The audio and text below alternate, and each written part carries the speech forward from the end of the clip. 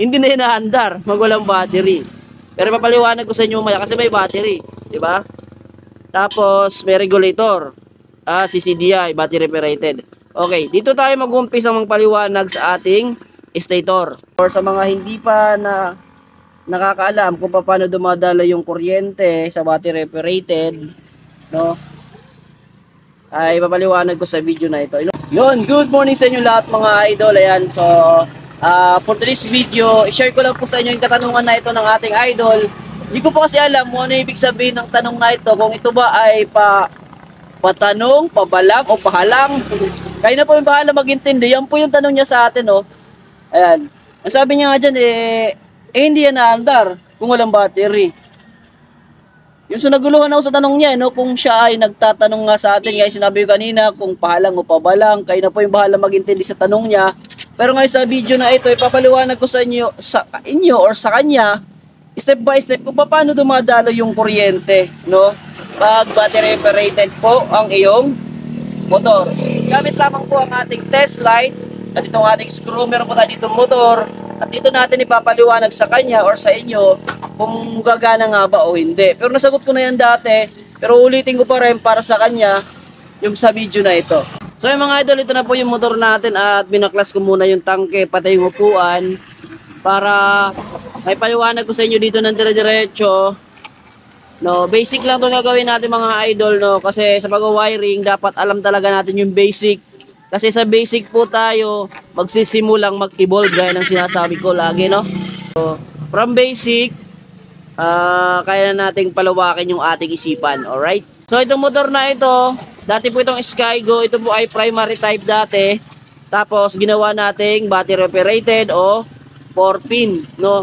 Ito yung isa sa example ng ating idol, no? Sa kanyang katanungan na hindi na inaandar, magwalang battery. Pero papaliwanag ko sa inyo mamaya kasi may battery, di ba?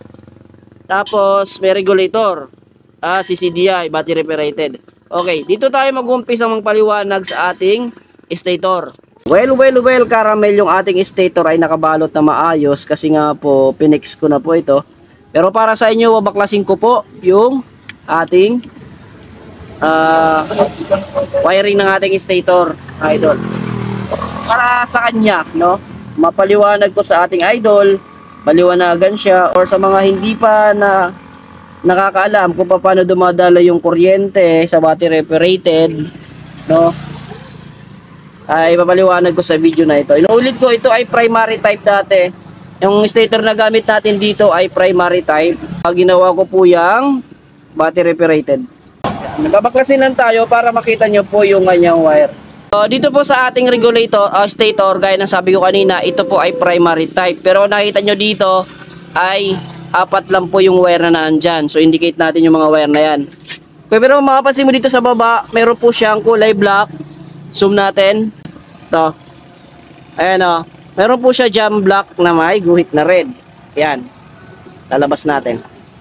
Ito kulay black. Ayan o. Black siya na may bahagis. Na may guhit na red. Okay, so dito po sila magkasama sa isang wire na ito papunta po dito. Ang ginawa ko kasi dyan, yung black na may guhit na red, dito niya sa loob eh. Yan, may tape na dito. Tapos ito na lang yung pinalabas ko, yung 4 na to, no? Yung blue na may guhit na white, yung kulay green na may guhit na white, yung pink, at saka yung yellow. Ayan. So ito lang kasi yung gagamitin nating wire. At hindi na gagamitin natin yung kanyang primary type. Okay? So, same as lang ito sa paliwanag doon sa napanood mong video, idol, ha? So, dito po tayo, papaliwanag ko po. So, itong kulay pink, ito po ay charging, no? Ito po yung mag-charge sa ating, ito po yung charging ng ating coil na papunta po ito ng regulator. Maya, dito tayo magpapaliwanag mamaya sa regulator. Tapos, yung kulay yellow, papunta rin din po ito sa ating regulator. Okay? Tapos itong kulay blue na may white, ito po ay pulser, no? Positive ng ating pulser, papunta po ito ng CDI. Yung green na may guhit na white, ito po ay negative ng pulser at papunta rin po ito ng CDI. So itong dalawa papuntang CDI at itong dalawa naman papunta ng regulator. Okay, no? Dito po sa ating stator, may tinatawag po tayong full wave or half wave. No, paano natin malalaman kung full wave yan o half wave? So, ipapakita ko sa inyo gamit ang test light. Yan, para solve na solve ka talaga idol sa paliwanag natin to, no? Step by step ko ipapaliwanag sa iyo, kahit inaayos ko na tong wiring na ito ay babaklasin ko para sa iyo. Okay? Yan, medyo makapal yung pagkaka-wire ko dito. Pagkaka-wire, pagkaka-tape. Yan. So, itong dalawa lang yung itetest mo dyan kung gusto mong malaman kung yan nga ba ay half wave o full wave. Bilisan na natin. Yun. Okay na si pink. Si yellow naman. So, ayan, no?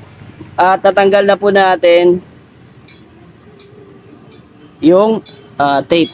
So, gamit po ang test light, i-verify natin yan kung yan ay naka-half wave o naka-full wave.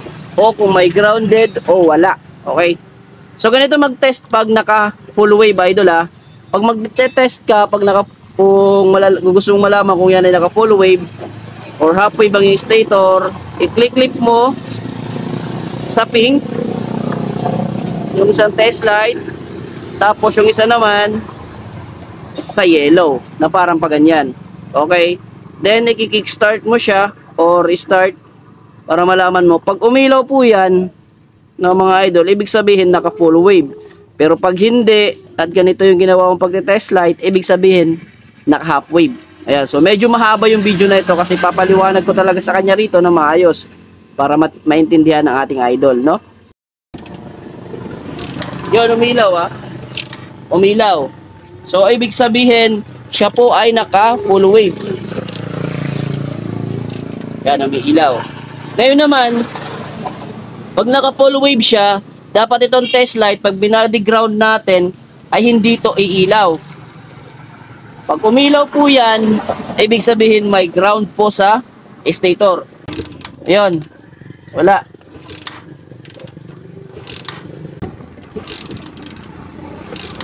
Yun.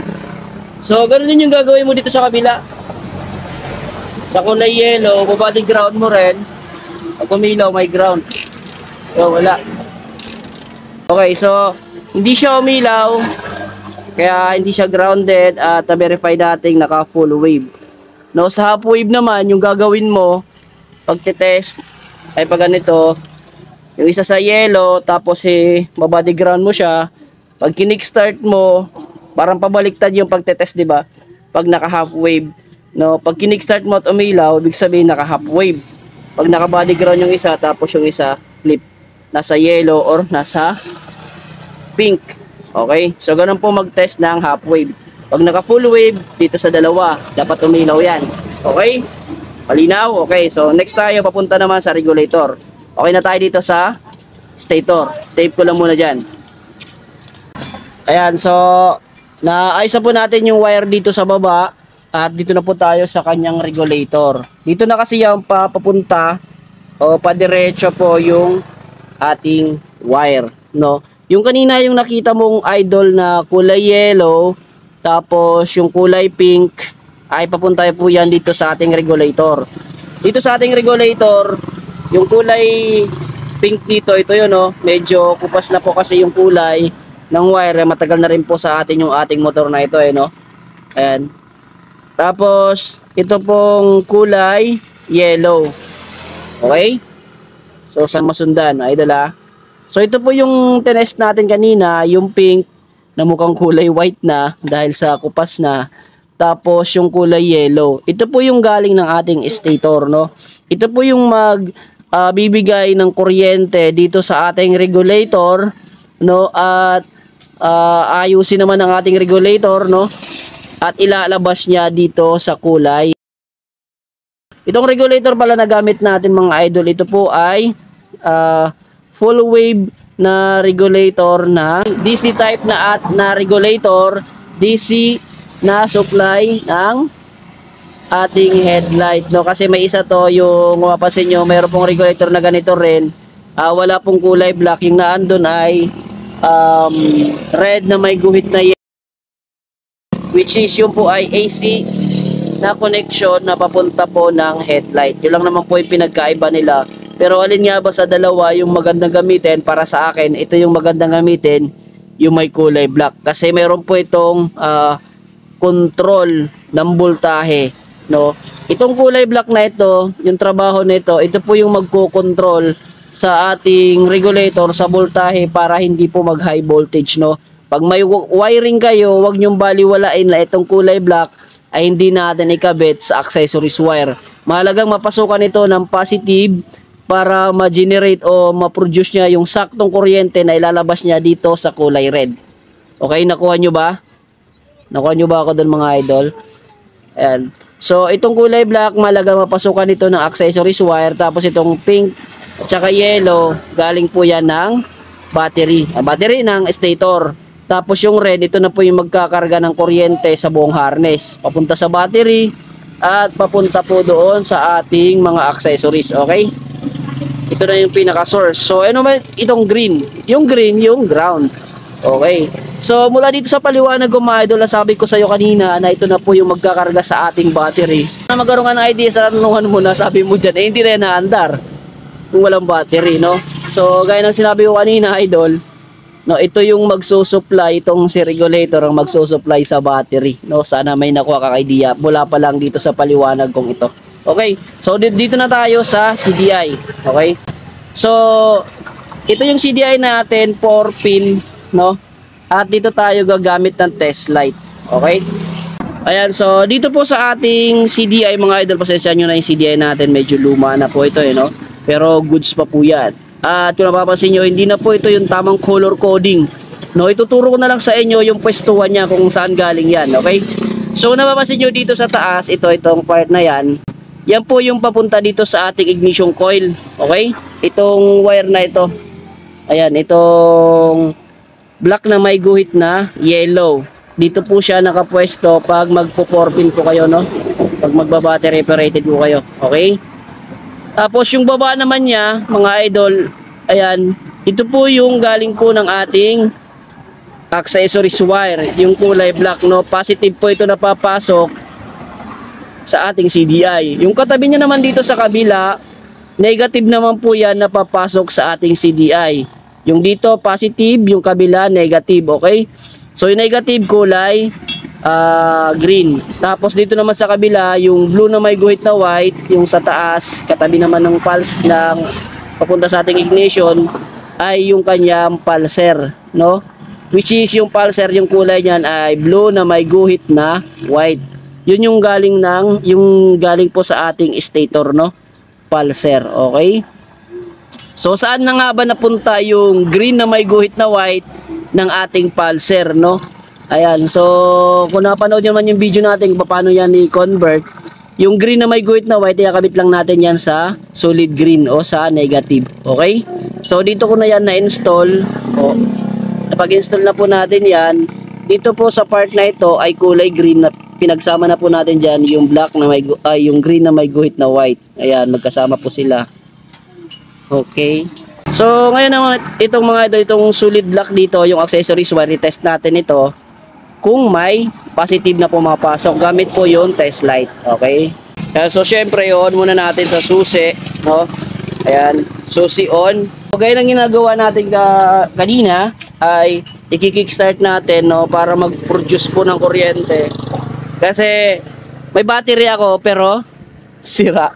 Display lang yan dyan. Ayan, o, tingnan nyo mga idol. Diba umiilaw? Okay. At nag-a-action ng umandar. Isang sipa pa lang yun, no? So dito pa lang sa ginawa kong yan, yung mga idol. So sana nagkaroon ka na ng idea.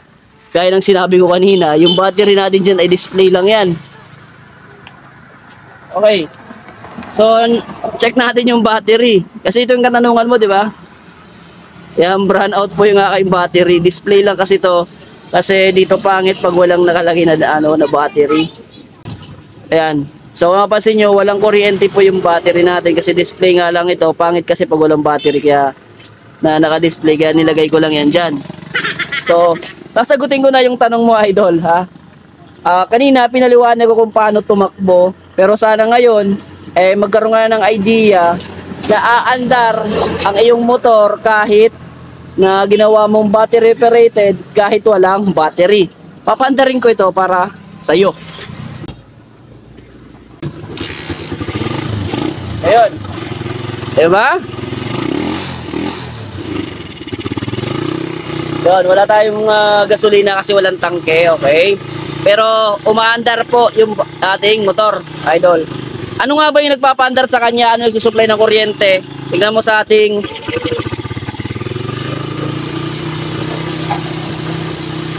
so yung ating battery test light natin ngayon, ayan.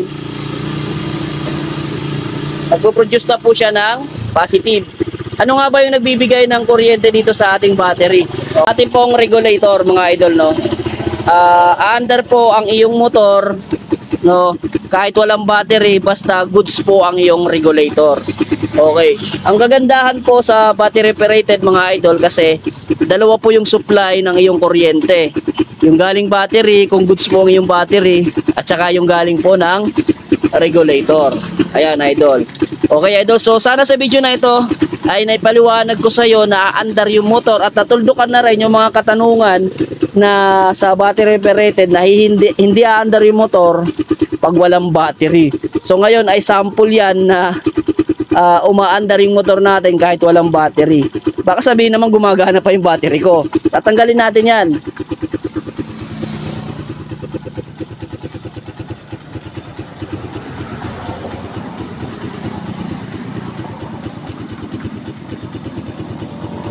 Yan. So, tinanggal na po natin yung ground para sabihin lang, pakita lang sa ating idol na talagang walang silbi yung battery na yan. Display ko lang talaga kasi yan dyan eh. Okay? Tumaandar po yung ating motor kahit walang battery. Okay? So, ganito lang muna yung video natin. Sana natuldukan ko na yung mga katanungan nyo dyan na aandar yung motor natin kahit walang battery pag battery operated, no? Basta goods po yung ating regulator. Okay? Si regulator yung magdadala ng kuryente. Pero mas maganda pa rin kung meron po tayong battery. Para si regulator hindi masyadong nahihirapan. Kasi 2 is better than 1. Okay? So dito lang muna tayo. Peace out muna mga katropa. Bye-bye. Maraming salamat po. Ayan. So shoutout nga pala sa ating idol na si Sir Ariel Ong at kay Willie Asas na sulit nating mga followers and subscriber dyan na lagi nagko-comment sa ating video. Ayan, so kung gusto nyo ma-shoutout sa ating next video ay mag-comment lang po kayo sa ating mga latest video. Ayan, so maraming salamat po. Dito lang muna tayo. Peace out muna mga tropa. Bye-bye. Salamat po.